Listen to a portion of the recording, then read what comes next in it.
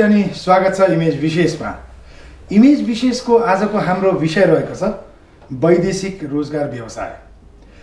अहिले कोभिड-19ले यो व्यवसायलाई पनि ठप्प पारेको छ।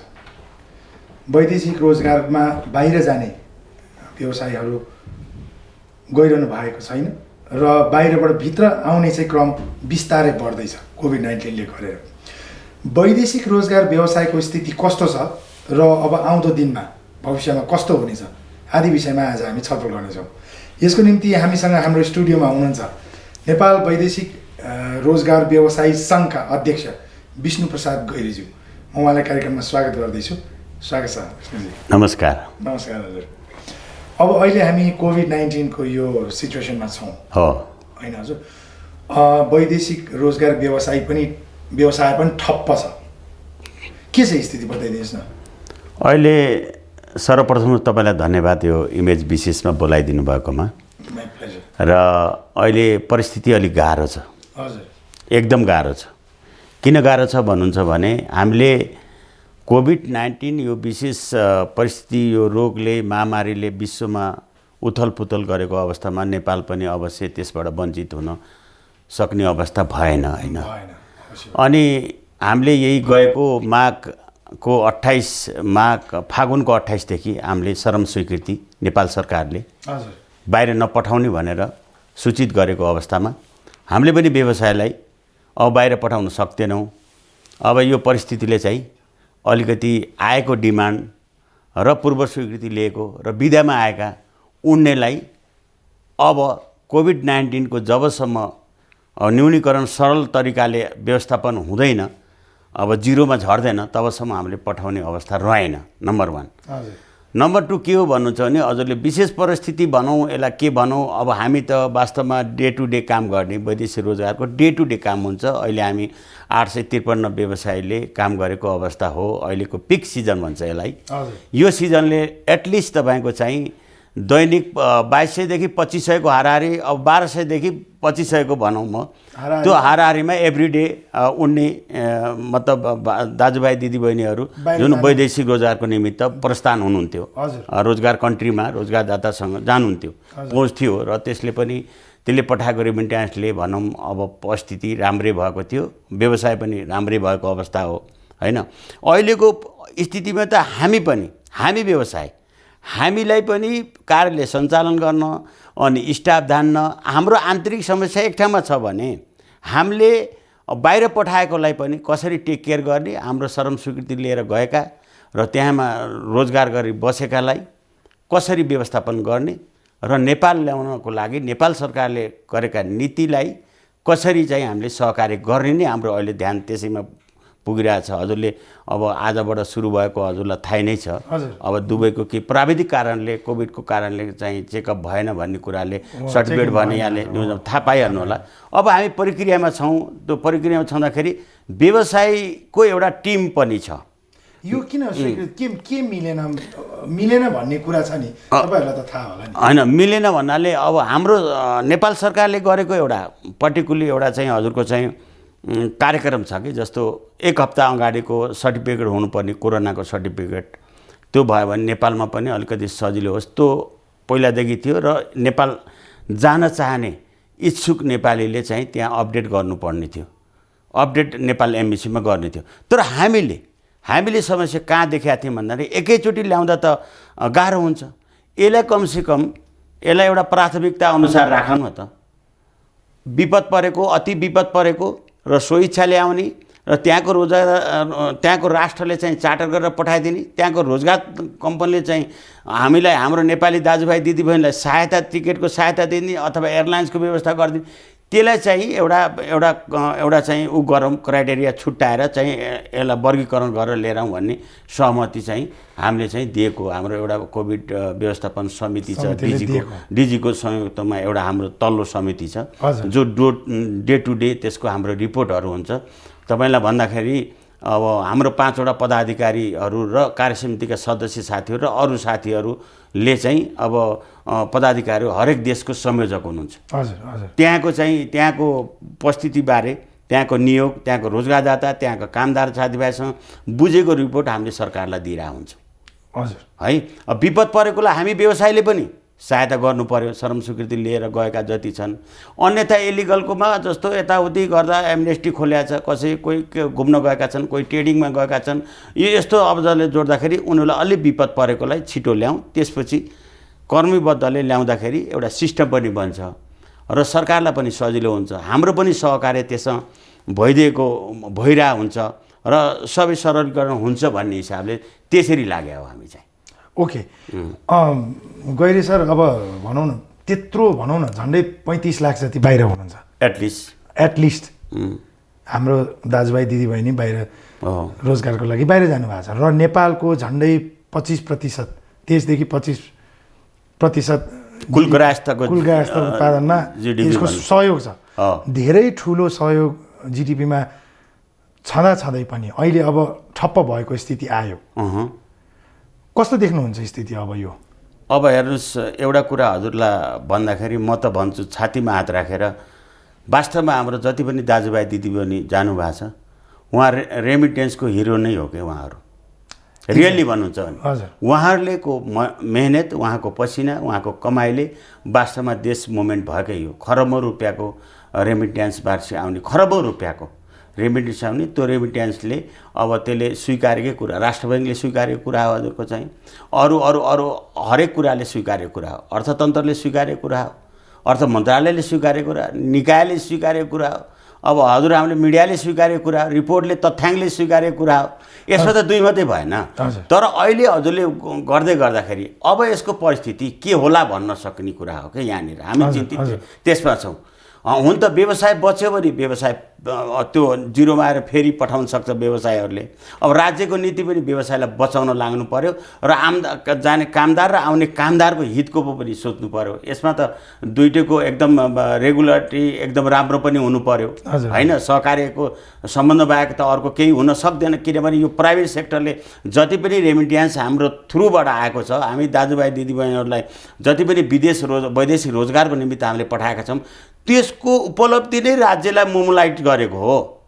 आज त्यो परिस्थिति ठप्प हुँदा त राज्यले बुझेको छ, मिडियाले पनि बुझेको छ। तर यसलाई स्वरोजगारको निमित्त पनि एउटा परिकल्पना गर्नुपर्ने हुन्छ। सधैँ वैदेशिक रोजगारलाई नै भन्नुपर्ने, अब त्यसमा निर्भरता हुन्छ यो देशै त्यसैले चल्छ भन्ने पनि होइन, त्यो अवश्य होइन। हाम्रोमा पनि उत्पादन गर्नुपर्छ। तर वैदेशिक रोजगारबाट आएका दाजुभाइ दिदीहरूको स्किल सिप के छ, त्यसलाई युटिलाइज कसरी गर्ने, लेबर बैंक कसरी बनाउने, एउटा त बनाउनु पर्यो नि त सरकारले। यो जस्तो गैरे सर, जस्तो बाहिरबाट अब भित्र आउने क्रम छ र सरकारले पनि केहीलाई यहाँ भनौँ न रोजगार दिने कुरा छ नि, यो सम्भव छ? यो त्यत्रो मान्छे बाहिर हुनुहुन्छ, उहाँहरू भित्र आउनुभयो भने यहाँ रोजगार दिने सम्भव कतिको देख्नु भयो? उहाँहरूले रोजगार पाउने सम्भाव्यता कतिको देख्नु भयो? अहिले सम्भाव्यता त म त अहिले त 6-7 महिना 1 वर्ष जबसम्म यो स्थिति यो परिस्थितिलाई जब कन्ट्रोलबाट भएर जिरोमा आउँदैन, जब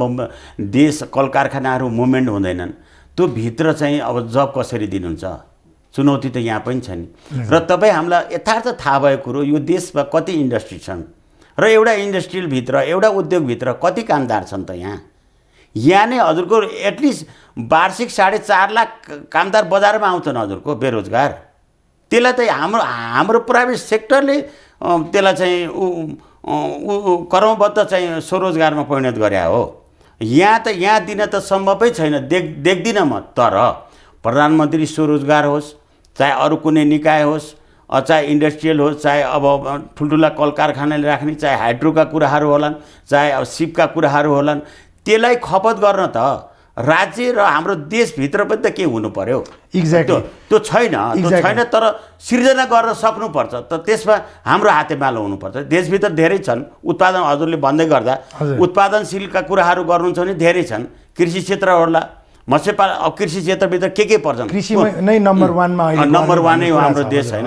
अब वनभित्र के होला, वन पैदावारभित्र के गर्ने त? अनि हिमालको लागि के गर्ने, पहाडी जिल्लामा के गर्ने, तराई पहाड यो कुन ठाउँमा कस्तो भौगोलिक स्थिति छ, त्यसमा कसरी अब हाम्रो चाहिँ कामदारहरूलाई खपत र समायोजन गर्ने त एउटा खाका त आउनु बाँकी छ। त्यो आउला, राज्यले ल्याउला। तर एटलिस्ट जति हामीलाई थाहा छ रोजगार वैदेशिक रोजगारको पीडा भनौँ अथवा चाहिँ यहाँको रोजगारको पीडा भनौँ, जति इन्टरभ्यूमा आउनुहुन्छ हजुरले देख्नुहुन्छ नि, एउटा कुनै एजेन्सीमा यहाँ वरिपरि छन् हजुरकोमा, एउटा चाहिँ यहीँ एम्बेसीमा हजुरको एउटा सर्टिफिकेट एटेस्टेसन गर्दाखेरि माराथनसम्म लाइन लाग्नुपर्छ। त्यो रोजगारको पीडा होइन, बेरोजगारको पीडा होइन, पीडा त हो नि, तर सोचनीय छ। तर यसमा सरकारले वैदेशिक रोजलाई अहिले चाहिँ बचायो भने, वैदेशिक व्यवसायलाई राम्रोसँग सहकार्य गर्ने, यही वैदेशिक व्यवसायले फेरि थर्ड कन्ट्रीबाट, तेस्रो देशबाट डिमान्ड ल्याएर फेरि पुनः स्थापना गर्न सकिने अवस्था छ। चाहे युरोप होस्, जापान होस्, अरू गल्फ कन्ट्री हामीले रेगुलरी पठाएका कन्ट्रीहरू हुन्, त्यसमा हामीले गर्न सक्छौँ। तर अहिलेको परिस्थितिमा संयम चाहिँ हुनुपर्छ। राज्य, हामी, प्राइभेट सेक्टर, त्यो चाहिँ हुनैपर्छ। एक्ज्याक्टली सरले कुरा गर्नुभयो नि, एटेस्टेड यो गर्ने कुरा, यो युरोपियन कन्ट्रीमा पनि धेरै अहिले भनौँ न, स्पेसली जर्मनीको लागि यो के नियम बनाइयो, गाह्रो छ भन्ने कुराहरू तपाईँहरूबाट आइरहेछ। किन यो गाह्रो किन बनाइयो? यो गाह्रो भन्नाले त अब त राज्यको पोलिसीमा एउटा पर्छ। यो गाह्रो कहाँ भन्दाखेरि जति पनि त्यो नीति नियमहरू भन्छन् नि, नीतिगत निर्णयहरू हुन्छन्, नीतिगत कुराहरू जब आउँछन्, कुनसित सम्बन्धित छ त, त्यो सम्बन्धित सेक्टरको होल्डरहरूलाई, स्टेक होल्डरहरूलाई छलफल बिना जति हुन्छ नि त्यसको परिणाम हो कि यो बिना छलफल गरिएको हुँदैन, सहभागिता भएन। अब आफूलाई विज्ञ भन्नेले गएर दिए होलान्, कोले दिए, चाहे रिटायरमेन्ट कर्मचारी ब्युरो क्यासको रिटायरले दिए, आइएनजी एनजीले दियो कि। तर मैले अघि पनि भने त यथार्थ फिल्डमा त यो वैदेशिक व्यवसाय नै हो कि फिल्डको। हाम्रो कुरा गर्नुहुन्छ भने यिनीहरूलाई हरेक कुरामा सहभागिता गराउनुपर्छ राज्यले, र उहाँको कन्ट्रीको रुल एन्ड रेगुलेसन, उहाँको सेलेरीका मापदण्डका कुराहरू, उहाँको कामको परिस्थितिका कुराहरू जति हामीलाई थाहा छ त्यति नीतिमा बनाउनेलाई, कुर्सीमा बसेकोलाई त्यति नहोला। हो, रिपोर्टबाट होला, थाहा होला, तर यथार्थमा जति हामीलाई थाहा छ नि, त्यो प्र्याक्टिकल्ली रूपले हजुरले जान सक्यो भने त्यो यथार्थमै हुन्छ। होइन एउटा एकातिरबाट लागू गर्दै जाने, अनि हामीले पनि अब पठाएकै छौँ, पठाइरहेछौँ, होइन, गरि पनि रहेछन्, समस्या देखेका व्यवसायले पनि समस्या समाधान गरेका छन्। यो सधैँ कति दिन चल्ने त? यसलाई न्यूनीकरण र स्वच्छ बनाउन, मर्यादित बनाउन, पेसागत बनाउन, हक हितका कुरा गर्न, यसलाई चाहिँ एउटा मापदण्ड त बनाउनै पर्छ नि। राज्य र हाम्रो सहकार्य भएर नीतिगत कुराहरूमा होस्, चाहे एन्डमा कुरा होस्, त्यो भएन अनि बल्ल चाहिँ जाने हामीले त जहिले पनि हजुरको कामदारको हितमा सोच्ने हो। कामदारको हित भयो हाम्रो हित हुने हो, हाम्रो हित भयो भने कामदारको हित हुने। हामीलाई हित त राज्यले गर्नु पर्यो। के छन् त कठिनाइ हामी बुझ्न गइदिन्छौँ। अब जस्तो भन्छ नि गैरी सर, वैदेशिक रोजगार व्यवसायीले बढी पैसा लिएर विदेश पठाउँछन्, यो कुरा चाहिँ कति सत्य छ, कति असत्य छ? यसमा दुईटै कुरा पनि हुनसक्छ है, तर छैन। म भन्छु, म एउटा वैदेशिक व्यवसाय सङ्घको अध्यक्षको नाताले के भन्छु भने, सरकारले तोकेको मापदण्ड नियम अन्तर्गत रहेर व्यवसाय सञ्चालन गर्नुपर्छ। तर यसभित्र धेरै कुराहरू, प्राविधिक कुराहरूका बाध्यता पनि छन्, अलिकति अप्ठ्यारा परिस्थिति पनि छन्। हजुर, सेवा शुल्क निर्धारण नगरेको अवस्था छ। 10,000मा तैँले कम्पनी चला, त मार्केटिङ गर्न जा, त दुबई, मलेसिया, कतार गएर मार्केटिङ गरेर यहाँ अनि डिमान्ड ल्याएर तैँले पठा भन्दा असम्भव कुरा हो। धेरै पटक हामीले लिखित रूपमा, गोष्ठी कुरो कार्यक्रममा, हरेक कुराका अब चाहिँ मिटिङहरूमा लिखित रूपमा हाम्रा भनाइहरू राखेका छन्, तर सरकारले त्यसलाई कार्यान्वयन गरेन। स्पष्ट भन्दाखेरि अब केही गर्छ कि भन्ने कुरा मलाई आश लाग्छ। किनभने नेतृत्व वर्गले बुझाउन पनि सक्नुपर्छ कि परिस्थितिको बारेमा। मैले बुझाउँदै थिएँ, तर अर्को परिस्थिति अब कोभिडको, अब यो परिस्थितिलाई हेर्नु पर्यो हामीले। तर हजुरले एउटा व्यवसाय सञ्चालन गर्दाखेरि के छ त, एउटा डक्टरले उत्पादन, तैँले 500 बिरामी जाँची भने त्यो त्यत्रो पढेको एमडी गरेकोलाई खारेजै गरिदिने हजुर।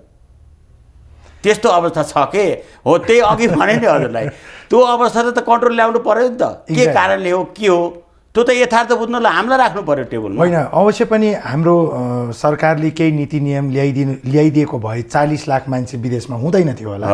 40 लाख हाम्रो दाजुभाइ दिदीबहिनीहरू यहीँ काम गरेर बस्नुहुन्थ्यो होला। अहिले बाहिर गएर रेमिटेन्स ल्याएकै भरमा देश केही हदसम्म चलिरहेको छ। त्यो हामीले प्रत्यक्ष देखिरहेको कुरा हो, यसलाई कसैले नकार्न सक्दैन गैरी सर, होइन? तर अहिले यत्रो व्यवसाय चलाइरहनेहरूमध्ये 2-4 जनाको बदमासीले अलिकता यो भनौँ न यो वैदेशिक रोजगार व्यवसाय अलिकता बदनाम भएको जस्तो फिल गर्नुहुन्छ? मलाई 2 पटक फेरि सोध्नुभयो यही कुरा। त्यही मैले अघि अलिकति प्रश्न जवाब मलाई कट्टाउनै खोज्नुभयो हजुरले, मैले बुझेँ होइन। तर यथार्थ हामीले पठाउँदाखेरि कोही कामदार भेक्टी नहोस् भन्ने हाम्रो उद्देश्य, मेन उद्देश्य नै यो। त्यो हुनै पर्यो, हुनै पर्यो। हाम्रो दायित्व त हाम्रो छ, दायित्व वहन हामीले गरेका छौँ। 2 वर्षसम्म मान्छे कन्ट्याक्ट पिरियडमा गएको नेपालीले कसै दुःख पायो अथवा त्यहाँको कम्पनीबाट फर्क्यो भने त्यसको दायित्व वहन हामीले गरेका छौँ। कुनै अवस्थामा कम्पनी त्यहाँ टाँट पल्टे पनि अब राज्यले के गर्यो त्यसको भन्दा पनि तुरुन्तै एक्सन चाहिँ व्यवसायप्रति जान्छ, संस्थाप्रति जान्छ, कम्पनीप्रति जान्छ। त्यो दायित्व वहन गर्न जानुपर्ने हुन्छ र व्यवसाय गएर विभागमा उजिरबाजिर के परेको छ त्यसको फरफारक भएको छ, संस्थागतले भएको छ। तर यो पर्दा पछाडि धेरै खेल भएको छ के हजुरले? पर्दा पछाडि वैदेशिकको नाममा अब अनाकृतिक बाटो हजुरको चाहिँ भारतबाट जाने, कोही जाने, सेटिङ भएर जाने, ट्रान्जिट बनाएर जाने, अनि तेस्रो कन्ट्रीमा जाने, दुबई गएर अलपत्र बन्ने, अफ्रिका अलपत्र परिदिने, अब युगन्डा जस्तो घाना जस्तो देशमा अब पुर्याइदिने। अब यसले गर्दा कहाँ जोडिएको छ भन्दा वैदेशिक रोजगार भनेर जोडिया छ। यसलाई चाहिँ हजुरले एउटा डेटा हेर्न सक्नुहुन्छ विभागमा र हाम्रोमा पनि धेरै संस्थागत अब त्यस्तो हजुरले भने जस्तो संस्थागत त्यति ठगी त्यति चाहिँ निरै तरिकाले त्यो चाहिँ भएको छैन। यो बाहिरबाट भयो, बाहिरबाट धेरै भएको छ। यसलाई धेरै अहिले पछिल्लो पटक त धेरै कारबाही भएको पनि छ, जुन कन्सल्टेन्सीको रूपमा अरू होटलले ट्राभल्सले कसले पठायो भने धेरै कारबाही भएको पनि भएको छ। त्यो राम्रो पनि हो, हाम्रो पनि त्यसमा साथ छ। र जहाँसम्म हजुरले भन्नुभयो बढी पैसा लिन्छन् त्यो गर्छन्, मैले अघि भने एउटा कुरा व्यवस्थापनको एउटा खाँचो छ। एउटा सेवा शुल्कको निर्धारण गऱ्यो भने व्यवसाय पनि ढुक्क भएर राज्यलाई कर तिरेर व्यवसाय सञ्चालन गर्ने जाने व्यक्ति पनि ल है व्यवसायलाई मैले 1 महिनाको सेलेरीको बराबर सेवा शुल्क तिरेको हुँ भनेर ऊ पनि ढुक्क भएर जाने। यहाँ प्रतिस्पर्धा छ हाम्रो पछाडि, हाम्रो वान्डोर छैन कि हजुरको। हामीले सूचना प्रवाह गर्छौँ तर वान्डोर छैन, पुरानै यथास्थितिमा छ कि कसै गाउँको मान्छेलाई ऊ थ्रु नआइकन हामी कहाँ चाहिँ राज्यको पहुँच र के अरे राज्यको सञ्चार माध्यम र हाम्रो चाहिँ डाइरेक्ट अब चाहिँ जो जाने व्यक्ति हो त्यो व्यक्तिकोमा टच नहुँदाले यो केही कुराहरू अलिकति अप्ठ्यारो परिस्थितिमा होला, यता कता सुनिन्छ। तर त्यति संस्थागतै कुरा गर्नुहुन्छ भने त्यो संस्थागतले ठगी गर्यो भने म संस्थागतलाई संस्थाले मैले चाहिँ बचाउन सक्दैन। अवश्य पनि हो दर्शकहरू कि यदि गभर्मेन्टले पनि सरकारले पनि जो आधिकारिक रूपमा दाजुभाइ दिदीबहिनीलाई बाहिर पठाउनुहुन्छ उहाँहरूलाई राम्रो सहुलियतहरू गर्यो भने होइन, करको सबै व्यवस्थापन मिलाइयो भने अवश्य पनि ठग्ने प्रवृत्ति कम हुन्छ र त्यहाँ नहुन पनि सक्छ, होइन हजुर? यो बाहिरबाट जुन हुने कुराहरू जस्तो भनौँ न वैदेशिक रोजगार व्यवसायलाई नै बाहिर अरू अहिले जस्तो भनौँ युरोपतिर मान्छेहरू गइरहेछन् जानलाई त, तर इन्डिया, श्रीलङ्का, बङ्गलादेश हुँदै उडेको पनि हामीलाई सुन्नमा आउँछ। यो किन भइरहेछ भन्ने त प्रश्न त छ नि हजुर, होइन? त्यसमा यदि वैदेशिक रोजगार व्यवसाय सङ्घबाटै कोही व्यक्ति उड्न सक्नुभयो भने त्यहाँनिर अवश्य पनि यो नहुने कुराहरू त नहोला, होइन? यस्तो छ हजुर, कस्तो छ भन्दाखेरि सरकारले वान लिफर निर्भर आज मलेसियामा लगभग 7 लाख छन्, साउदीमा अब 4 लाख, अब 3.5 लाख दुबई कतारमा गरेर 4 लाख 4.5 लाख यहीको हाराहारीमा छ नि। अब 70-80 हजार सानो ओमान बहराइनमा यो टाइपले गएको छ। यो त संस्थागत रेकर्ड हो।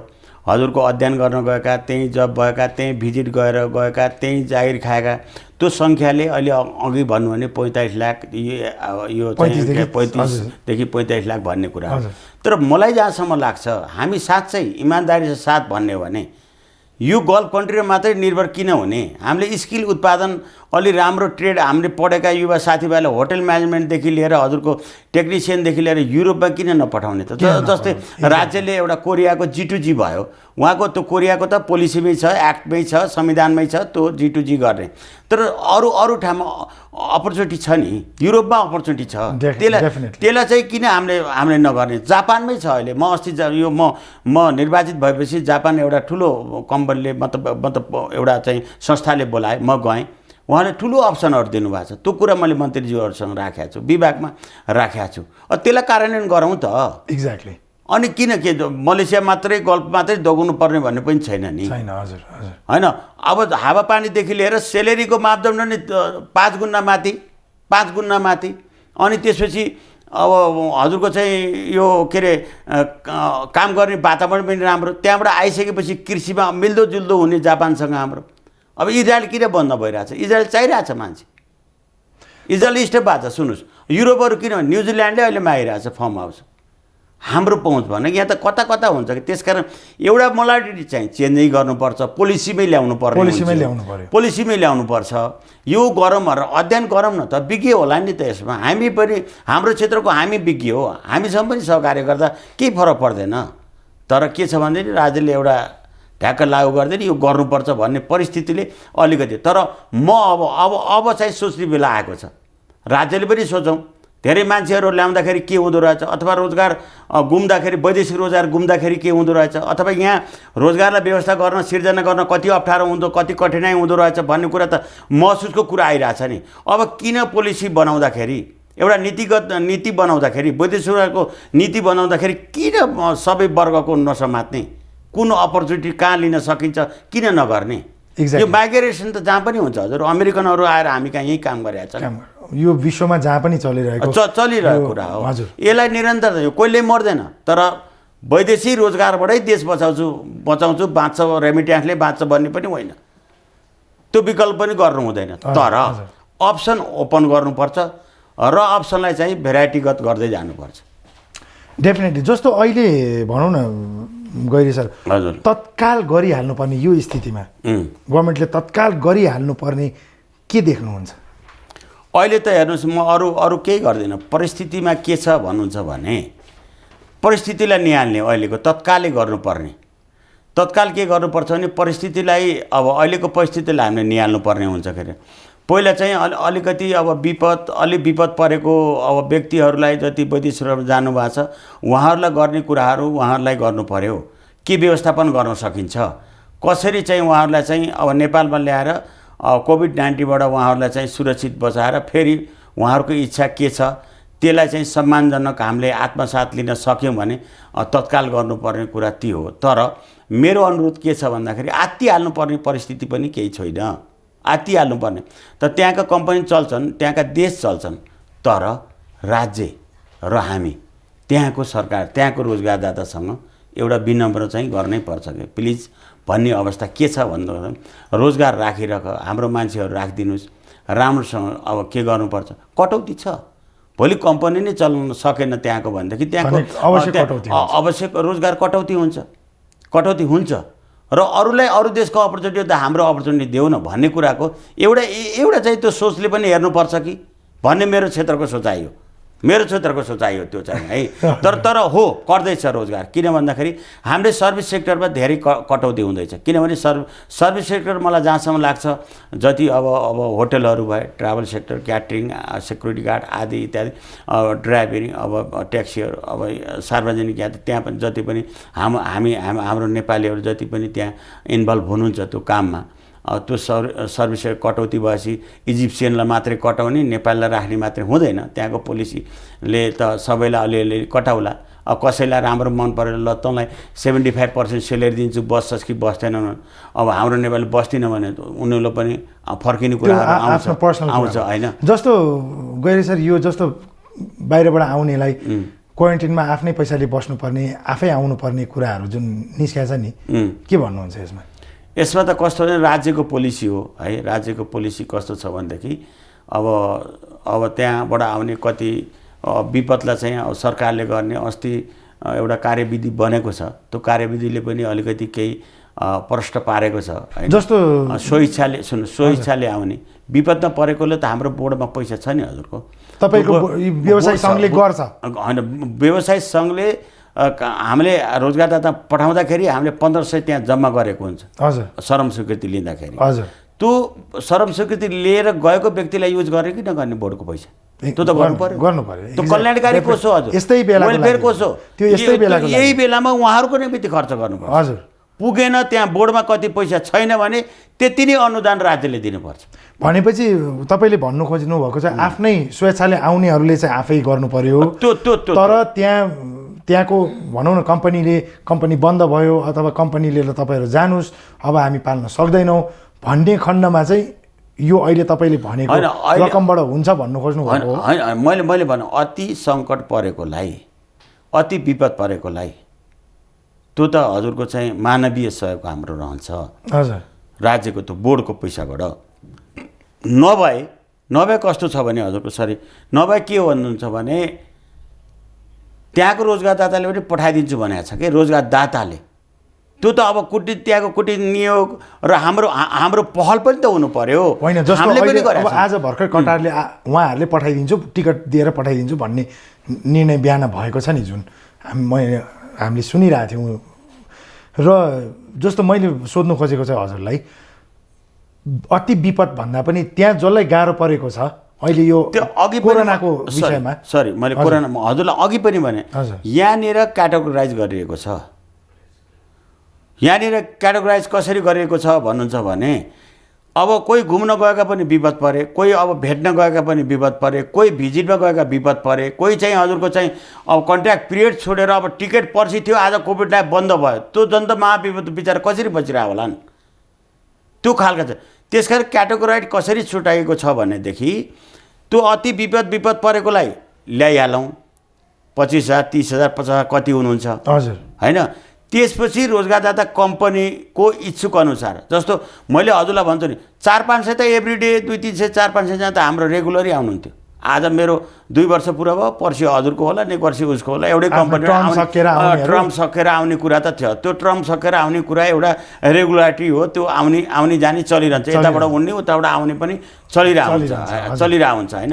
तर हाम्रो के हो भन्दाखेरि जस्तो सानो कम्पनी जो कम्पनीले रोजगार एउटा होस्टेलमा राखिदिया हुन्छ 10 जना, त्यसले राम्रो रेस्टुरेन्ट चलाउँछ, कफी सप चलाउँछ, एउटा ग्रोसरी राम्रो दुकान चलाउँछ, 4वटा कामदार, त्यसमा 2-3वटा नेपालीहरू पनि हुन्छन् होइन।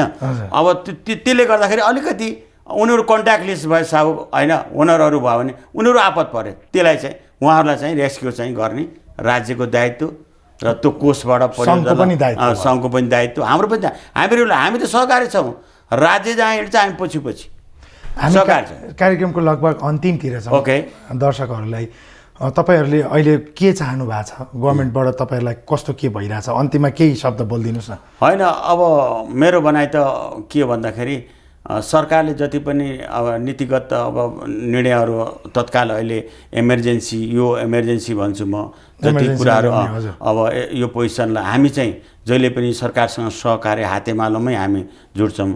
र मेरो विनम्र अनुरोध के छ भन्दाखेरि जति पनि विदेशमा दाजुभाइ दिदीबहिनीहरू हुनुहुन्छ अलिकति नआत्तिनु होला होइन। अब सहजीकरण हुँदैछ, अब तपाईँ जति आपत अथवा केमा हुनुहुन्छ भने अब वैदेशिक जति पनि श्रम स्वीकृति लिएर जानुभएको छ हाम्रा रोजगारदाता यहाँका सञ्चालकहरू त्यहाँका रोजगारदातासँग कन्ट्याक्ट पनि भइरहेछ। त्यस्तो अति विपद भएको हामीले अप्सनहरू पनि दिएका छौँ, नम्बरहरू पनि दिएका छन् नियोगमा हामीले अब चाहिँ हामीले पनि आफै सम्पर्क गरिरहेछौँ। त्यो अब त्यहाँको मध्यपूर्व हेर्ने एसिया अब एनआरएनसँग पनि हाम्रो सहकार्य भएको छ, त्यहाँहरूसँग सम्पर्क गरेर कसैको पहुँच छैन भने मैले विनम्र अनुरोध गर्छु नआत्तिनुहोस्, धैर्य हुनुहोस्।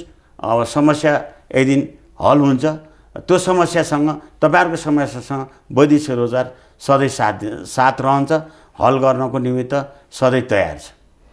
स्टुडियोमा आइदिनु भयो, धेरै धेरै धन्यवाद। थ्याङ्क यू हजुर। थ्याङ्क यू हजुर। त आज हामीले वैदेशिक रोजगार व्यवसाय सङ्घको विषयमा कुरा गऱ्यौँ। अर्को इमेज विशेषमा अर्को विषय लिएर हामी उपस्थित हुने नै छौँ। तबसम्मको लागि इमेज विशेषको सम्पूर्ण युनिट बिदा चाहन्छ। नमस्ते, स्वस्थ रहनुहोला।